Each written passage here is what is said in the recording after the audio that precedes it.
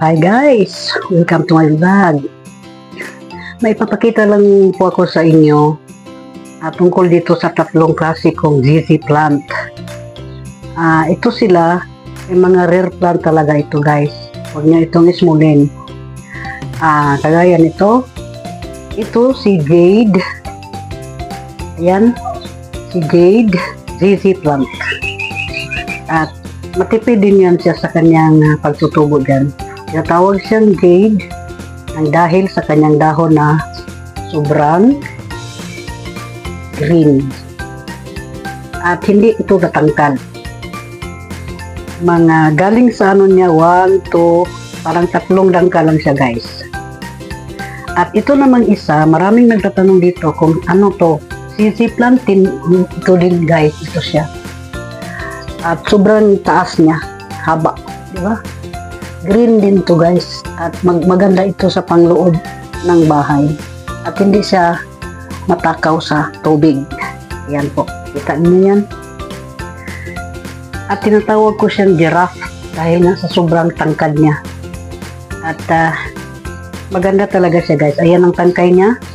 Yun talaga ang nagbigay sa kanya ng ganda dahil dyan sa kanyang tangkay. So, tinawag ko siyang ZZ plant na giraffe. At ito naman ang pinaka love ko guys, si ZZ plant black. Yan po, kanyang mga dahon, maitim siya guys. Sobrang itim. At ito ay sensitibo na klaseng tanim si black ZZ. At mamahalin ito guys. At collector's item ito. Ayan. So, ayan guys, ganun ako, nag-update na ako sa aking mga tanim sa inyo para malaman na ninyo kung ano ba talaga ang diferensya. Ito si Black ZZ. Ayan, si Black ZZ. Ayan, ang kanyang dahon. At hindi ito tatangkad guys, na over na tangkad, hindi kagaya ni giraffe. At ito naman si Jade. Ayan. So, mayroon akong 3 variety nito sa bahay. Lagi ko itong pinapasok sa bahay. Ibang tawag dito sa pangalan nitong tanim na ito guys is welcome plant. Kung may business kayo, ilagay lang niyo yun dyan sa mesa.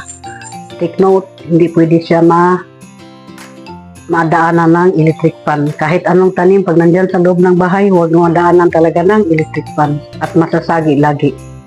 Ayan guys, ang aking update sa aking mga tanim na welcome plant at ZZ plant. Thank you for watching.